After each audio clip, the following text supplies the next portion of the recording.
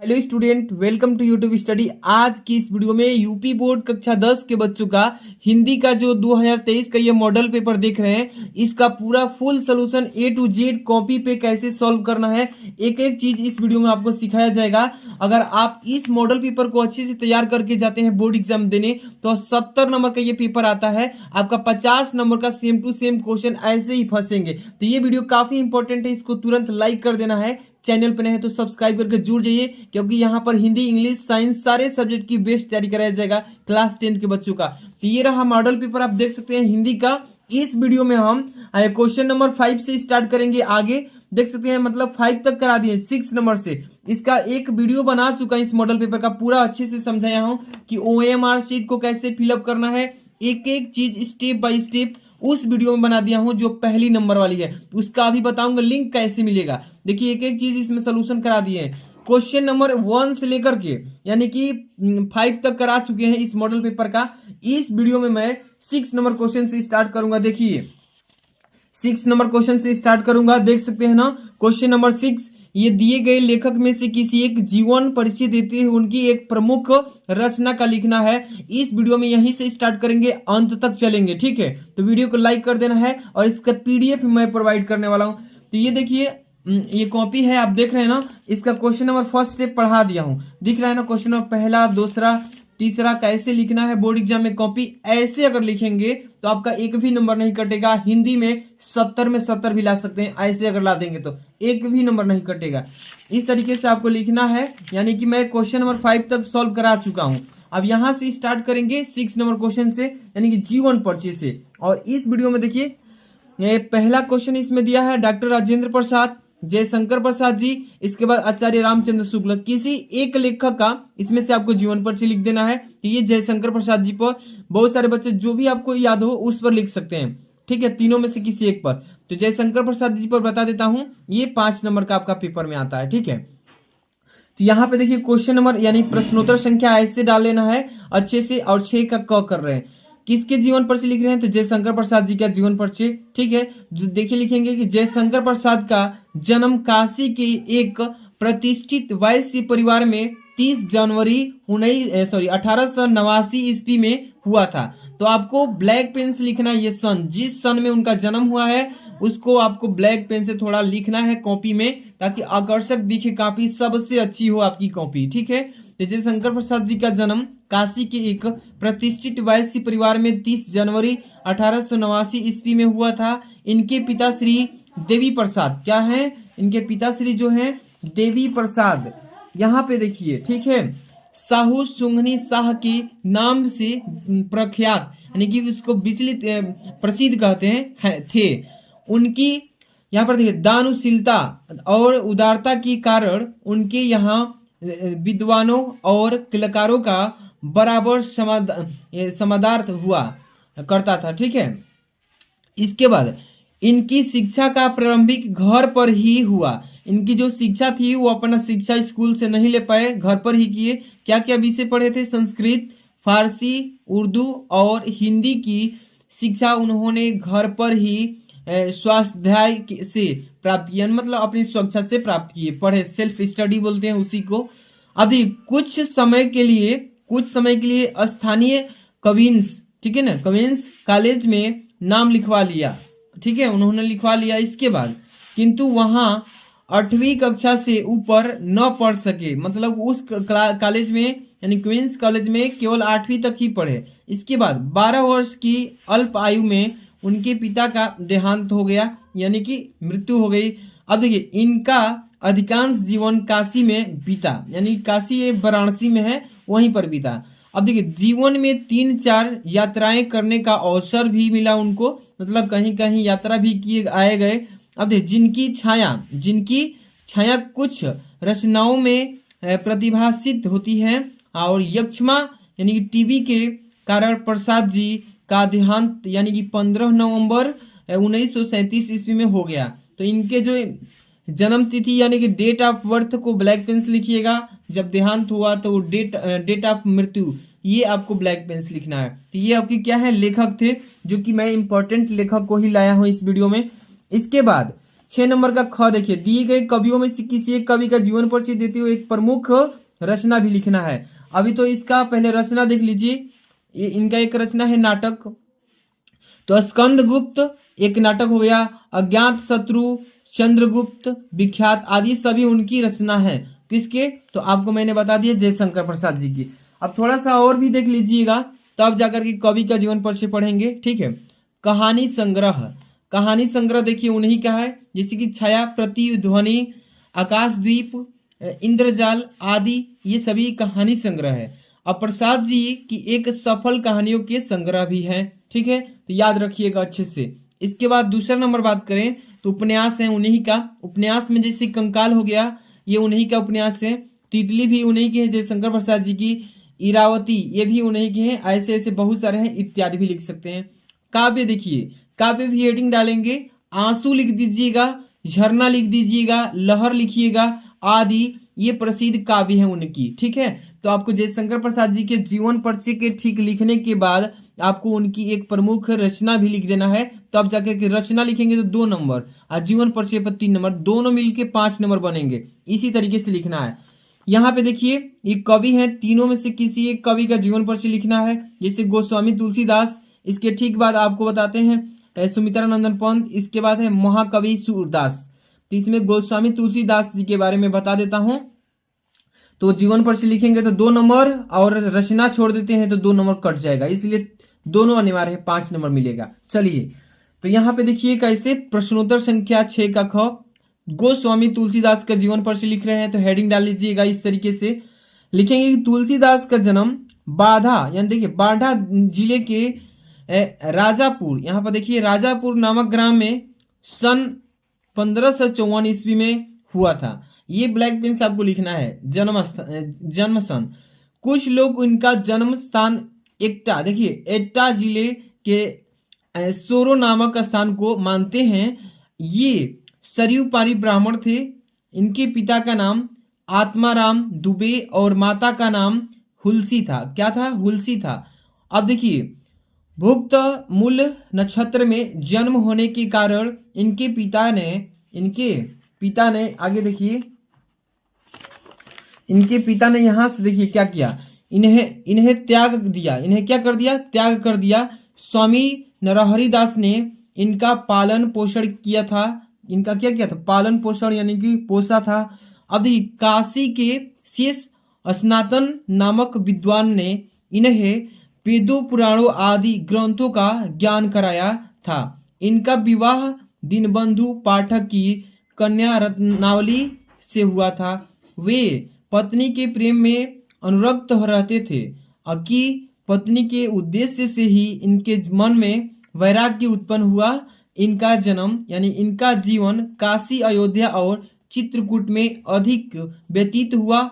इनकी मृत्यु काशी के 80 घाट पर 1680 ईस्वी में हो गई। तो ये मृत्यु सन को ब्लैक पेन से लिखिएगा। इस तरीके से आप लिखेंगे तो 3 नंबर मिल जाएगा। अब इसके बाद रचना भी लिखना है, तब जाके 2 नंबर और बनेगा। तो रचना में क्या लिखेंगे कि रामचरितमानस एक हो जाएगा, विनय पत्रिका हो जाएगा, कवितावली हो जाएगा, दोहावली हो जाएगा, गीतावली आदि, ये सभी उनकी रचनाएं हैं। आगे थोड़ा सा और लिखना है इसमें, जैसे कि उसमें बताया था, तो इतना लिख देंगे रचना, तो 2 और 3 कितना हो गया? 5 नंबर। इतना ही बस लिखिएगा। इसके बाद नेक्स्ट क्वेश्चन है, इसमें देखिए 7 नंबर, क्वेश्चन नंबर 7 देखिएगा।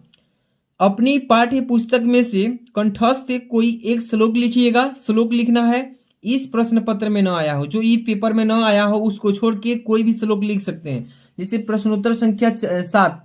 अब इसमें श्लोक बताते हैं कि बंधन मरणम वापि जयो वापि पराजयः उभयंत्र समो विरह वीर भावो ही वीरता। ये आपका श्लोक हो जाएगा। ये 2 लाइन का होता है। आराम से आपको कितने नंबर मिल जाएगा? 2 नंबर, ठीक है। ऐसे ही लिख देना है श्लोक। अच्छे से तैयारी कीजिएगा। आगे क्वेश्चन दिया इसमें 8 नंबर कि निम्नलिखित में से किन्हीं 2 प्रश्नों का उत्तर दीजिए। यहाँ पे देखिए 4 क्वेश्चन दिए गए हैं, 4 में से किसी 2 का संस्कृत का आपको उत्तर दे देना है। जैसे कि भारतीय संस्कृति मूलम किम आसीत, पुरुराज कह आसीत, यहाँ पे चंद्रशेखर कह आसीत, यहाँ पे वीर केन पूज्यते। तो किसी 2 का यहाँ पे आपको संस्कृत में उत्तर लिखना है। जैसे कि पहला नंबर देखिए लिख दिया हूं, यहाँ में दूसरा नंबर वीरराज पुरुराज कह आसित। तो यहाँ पे देखिए पुरुराज एक भारत वीर आसित, पुरुराज एक भारतीय के वीर थे। ठीक है, एक है यहाँ पे तीसरा किया गया है चंद्रशेखर कह आसित। तो देखिए चंद्रशेखर एक प्रसिद्ध क्रांतिकारी देशभक्त आसित। ठीक है, तो इस तरीके से आपको लिख लेना है, कोई दो ही करना है नंबर डाल डाल के कि 2 नंबर किए हैं 3 नंबर, इसी तरीके से करना है। लास्ट एक क्वेश्चन, निम्नलिखित में से किसी एक विषय का निबंध लिखना है। किसी एक विषय पे आपको निबंध लिखना है जो कि 9 नंबर का आता है पेपर में। ठीक है, देखिए यहाँ पे पहला दिया है कि पर्यावरण संरक्षण के उपाय पर लिख दीजिए, या आतंकवाद कारण एवं निवारण पे, यहाँ तीसरा है कि जनसंख्या लाभ हानि पे, या चौथा है नारी शक्तिकरण। तो कोई एक पे आपको लिखना है। चलिए यहाँ पे प्रश्नोत्तर संख्या डाल देते हैं और किस टॉपिक पे लिखना है। सबसे पहले तो आपको यहाँ पे ब्लैक पेन से टॉपिक लिख लेना है कि मान लीजिए कि मैं किस टॉपिक पे लिख रहा हूँ। तो यहाँ पे देखिए पर्यावरण संरक्षण के उपाय पे लिखे हैं पहला पर ही, तो यहाँ पे छूट गई है मुझसे हेडिंग, लेकिन आप लोग लिख लीजिएगा, इसी पे लिख रहा हूँ। सबसे पहले किसी भी टॉपिक पे आप निबंध लिख रहे हैं तो उसका प्रस्तावना जरूर डालिएगा।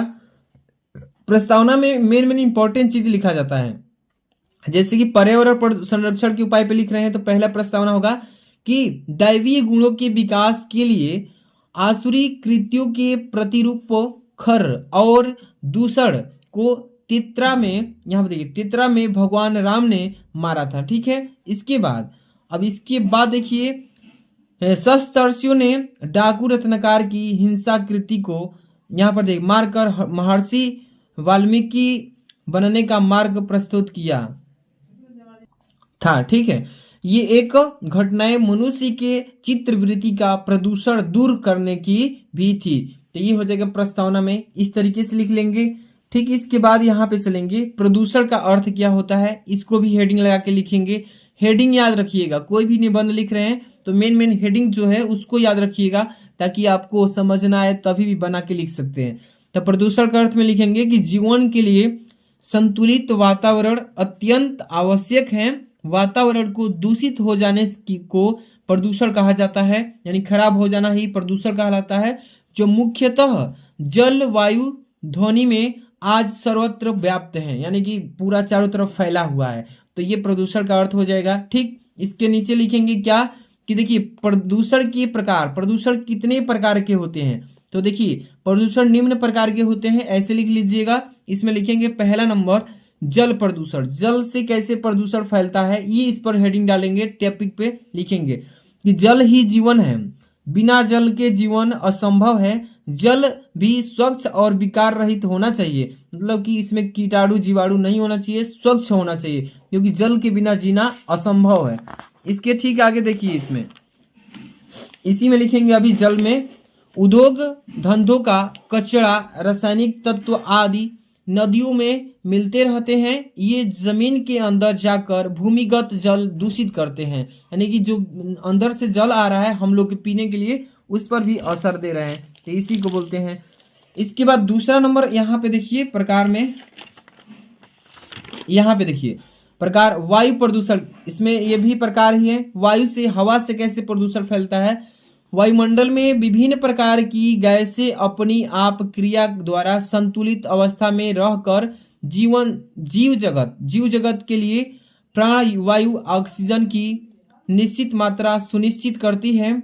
अब देखिए इसके बाद वृक्षों के कटान, उद्योग धंधों के धुएं और कचरे से यह संतुलन बिगड़ जाता है, जो हमारे स्वास्थ्य के लिए हानिकारक है। यही वायु प्रदूषण होता है, इसी को बोलते हैं वायु प्रदूषण। ठीक है, इसके आगे ठीक टॉपिक देखिए ध्वनि प्रदूषण। ध्वनि प्रदूषण क्या है समझिएगा जरा। अनेक प्रकार के वाहनों जैसे मोटर, कार, बस, जेट मतलब जहाज, ठीक है, ट्रैक्टर आदि लाउड स्पीकर बजते हैं, सभी चलती हैं तो सबसे आवाज निकलते हैं, ध्वनि निकलते हैं। जो बजते हैं कारखानों के सायरन मतलब घंटी बजता है, और मशीनें से होने वाली आवाजों से ध्वनि प्रदूषित होता है, इससे भी ध्वनि प्रदूषित होता है। ध्वनि की ये लहरें जीवधारियों की क्रियाओं को प्रभावित करता है, रहने वाले जीवधारी जो धरती पर है उस पर भी असर पड़ता है। अब देखिए इसके बाद है अगला टॉपिक प्रकार ध्वनि का रासायनिक प्रदूषण। रासायनिक प्रदूषण क्या है समझिए। देखिए प्रायः कृषक अधिक फसलों उत्पादन के लिए कीटनाशक और रोगनाशक दवाइयों व रसायनों का प्रयोग करते हैं जो स्वास्थ्य पर हानिकारक प्रभाव डालती है। इसी को बोलते हैं रासायनिक प्रदूषण। ठीक है, इसके ठीक बाद देखिए प्रदूषण रोकने के उपाय। लास्ट में प्रदूषण रोकने के उपाय भी देखेंगे कि कैसे प्रदूषण को रोका जाए ये फैलने से। तो देखिए हेडिंग डालेंगे, लिखेंगे कि प्रदूषण रोकने के लिए व्यक्तिगत मतलब घर घर एक एक व्यक्ति और सरकारी दोनों ही स्तरों पर किए जाने आवश्यक हैं। ठीक है, सरकार को प्रदूषण के निवारण एवं नियंत्रण के लिए भारत सरकार ने कई महत्वपूर्ण कदमें उठाए हैं, जैसे वाहनों से निकलने वाली धुएं की जांच की व्यवस्था करना चाहिए। नए उद्योगों को लाइसेंस दिए जाने से पूर्व इन्होंने औद्योगिक कचरे की निस्तारण की समुचित व्यवस्था करना, वनों की देखिए धनियंत्रित कटाई को रोकने के लिए कठोर नियम बनाना चाहिए। भारत सरकार की महत्वपूर्ण कार्यशैली है। तो इतने इसमें लिख लेंगे। लास्ट में आपको क्या लिखना है, उपसंहार। किसी भी निबंध का आप लिखिएगा तो उपसंहार लास्ट में हेडिंग जरूर लिखिएगा। जैसे कि सरकार प्रदूषण की रोकथाम के लिए पर्याप्त जगह है, मतलब इसको रोकने के लिए बहुत सारा जगह है कि इसको कैसे कहां पर निवारण किया जाए। देखिए पर्यावरण के प्रति जागरूकता से ही हम और अधिक अच्छा एवं स्वस्थ जीवन भी जी सकेंगे। ठीक है, और आने वाली पीढ़ी को प्रदूषण से अभिशाप से मुक्ति भी दिला सकेंगे। तो ये रहा आपका टोटल, जानते हैं ये मतलब कि टोटल आपको क्वेश्चन ये मॉडल पेपर का सलूशन करा दिए हैं। अगर पहला वीडियो 1 से लेकर के क्वेश्चन नंबर फर्स्ट से लेकर के अभी 5 तक नहीं देखे हैं तो इस वीडियो का डिस्क्रिप्शन में लिंक मिल जाएगा। ठीक है, या आई बटन पर भी यहाँ पे क्लिक करके आप देख सकते हैं, देख रहे हैं ना पेन की नोक, यहाँ पे आई बटन पे क्लिक करके देख सकते हैं। और यहाँ से आपको डेली हर एक सब्जेक्ट की मॉडल पेपर ऑनसाल पेपर सॉल्यूशन कराया जाएगा। तो चैनल पर नए हैं तो सब्सक्राइब कर लीजिएगा। वीडियो को लाइक नहीं करें तो लाइक कर दीजिए। मिलते हैं नेक्स्ट वीडियो में। Thanks for watching.